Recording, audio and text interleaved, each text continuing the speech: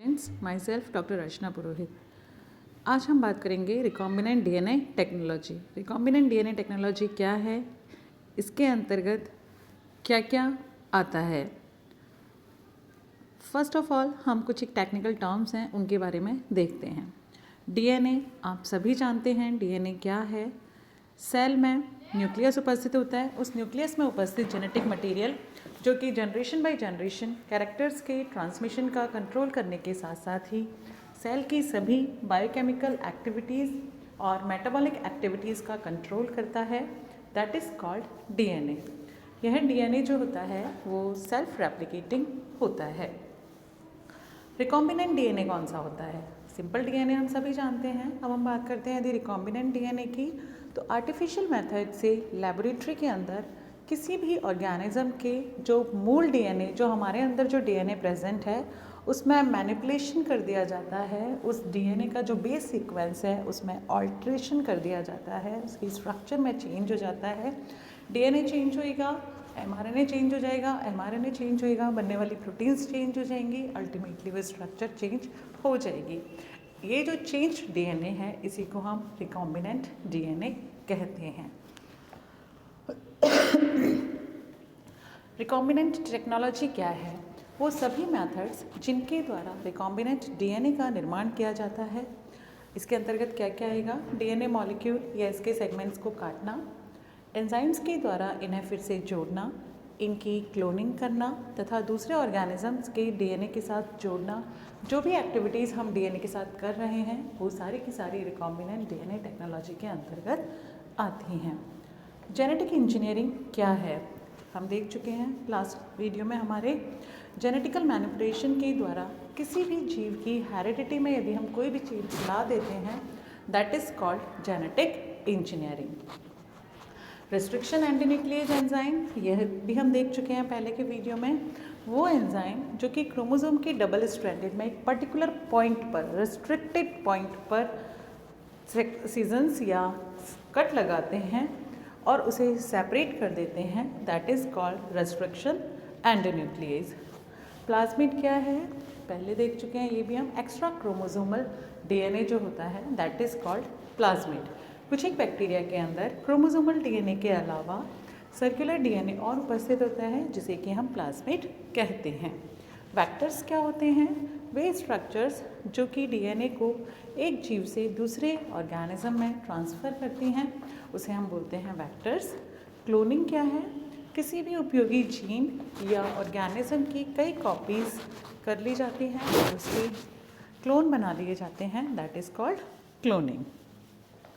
अब हम देखते हैं इसकी शुरुआत कैसे हुई। मॉलिक्यूलर बायोलॉजिस्ट के क्षेत्र में वाटसन और क्रिक के द्वारा डीएनए मॉलिक्यूल की डबल स्ट्रैंडेड स्पाइरल स्ट्रक्चर की खोज हुई थी। इसके बाद निरेनबर्ग और मैथाई ने जेनेटिक कोड को खोज करके बताया था। इसी क्रम में हरगोविंद खुराना ने टेस्ट ट्यूब में जीन का सफलतापूर्वक संश्लेषण करके रिकॉम्बिनेंट डीएनए टेक्नोलॉजी को एक सरफेस प्रोवाइड कराया। इसी के साथ हैमिल्टन स्मिथ ने इकोलाई बैक्टीरिया में से कुछ एक एंजाइम्स ग्रुप की खोज की जिन्हें रेस्ट्रिक्शन एंटीन्यूक्लियेज टाइप 2 कहा गया। इन एंजाइम की सहायता से इकोलाई में ट्रांसफॉर्मेशन टेक्निक्स का विकास किया गया, जिसके अंतर्गत डीएनए मॉलिक्यूल को काटना, कटे हुए टुकड़ों को फिर से जोड़ना, टुकड़ों की क्लोनिंग करना और रिकॉम्बिनेंस का टेस्ट और एक्सप्रेशन का अध्ययन आदि प्रोसेस किए जाते हैं।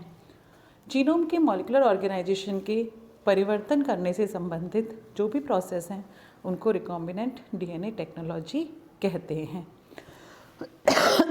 अब हम देखते हैं मेथड क्या है, रिकॉम्बिनेंट डीएनए टेक्नोलॉजी कैसे की जाती है।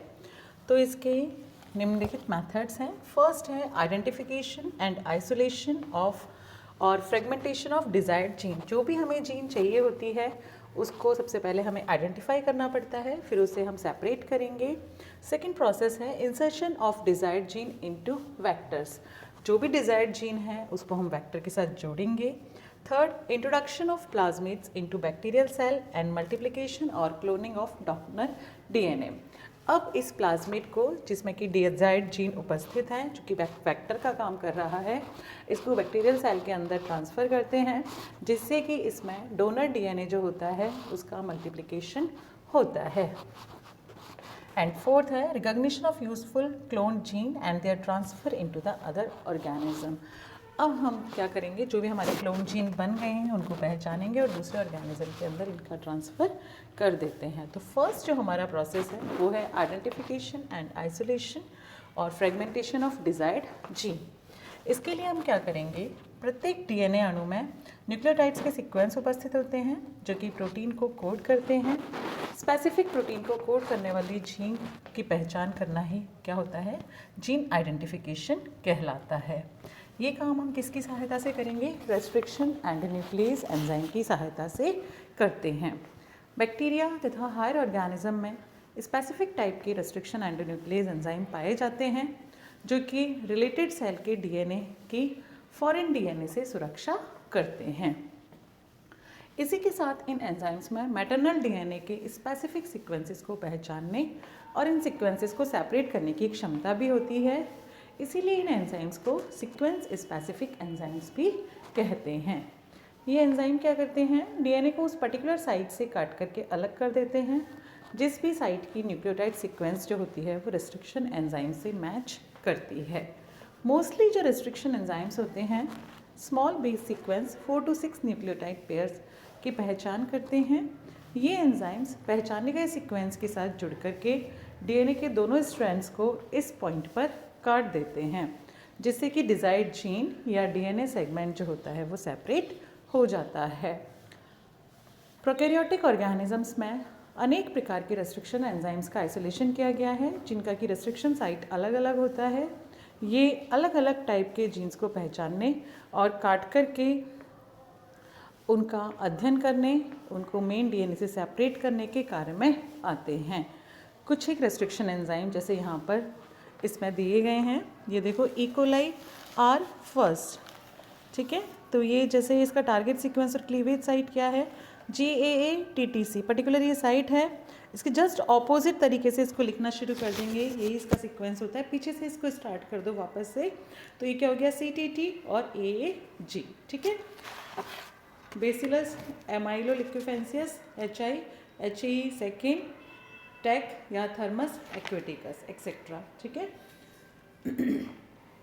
रेस्ट्रिक्शन एंजाइम्स क्या हैं, किसी भी मॉलिक्यूल में उपस्थित जीन्स की विशाल संख्या में से डिजायर्ड जीन्स को पहचानने और काट करके उन्हें सेपरेट करने का कार्य इन एंजाइम्स के द्वारा ही किया जाता है। इन एंजाइम्स के द्वारा पहचान की जाने वाली रेस्ट्रिक्शन साइट जो होती है उसकी बेस सीक्वेंस पैलिंड्रोम प्रकार की होती है। पैलिंड्रोम प्रकार की मतलब आगे से हम जैसे स्टार्ट करते हैं ATTA, तो पीछे से भी वापस यदि हम बोलेंगे तो ATTA ही आएगा, ठीक है। आगे से जो सीक्वेंस होएगा, पीछे से जो सीक्वेंस होएगा वो एक जैसा होता है। दोनों स्ट्रैंड्स के दोनों सिरों से पढ़ने पर ये एक ही प्रकार की होती हैं, ठीक है। ऊपर जो जैसे देखो यहाँ पर आपको दिख रहा है डायग्राम में, ऊपर यहाँ पर है GAATTC, ठीक है। अब इसको हम यदि उल्टा पढ़ेंगे तो क्या हो जाएगा CTTAAG, ठीक है। तो ये हो गया पैलिंड्रोमिक सीक्वेंस। एक रेस्ट्रिक्शन एंजाइम डीएनए में एक रेस्ट्रिक्शन साइट की पहचान करता है। रेस्ट्रिक्शन साइट की पहचान डीएनए के टाइप से प्रभावित नहीं होती है। एक डीएनए में उपस्थित समान प्रकार की सभी रेस्ट्रिक्शन साइट की पहचान एक पर्टिकुलर रेस्ट्रिक्शन एंजाइम के द्वारा की जाती है। 3 प्रकार के होते हैं ये, आर फर्स्ट, सेकेंड और थर्ड। फर्स्ट और थर्ड जो होते हैं वो लंबे और कॉम्प्लेक्स सीक्वेंसेस से निर्मित होते हैं जिनमें कि एंटीन्यूक्लियस तथा मिथाइलेज दोनों की एक्टिविटी होती है। मोस्टली रेस्ट्रिक्शन एंजाइम्स के द्वारा डीएनए पर किए जाने वाले कट जो होते हैं वो स्टैगर्ड टाइप के होते हैं जिनसे सिंगल स्ट्रैंडेड सिरे उत्पन्न होते हैं। इन स्ट्रैंडेड को हम क्या बोलते हैं, स्टिकी एंड्स कहते हैं, क्योंकि ये सिरे आपस में जुड़ सकते हैं।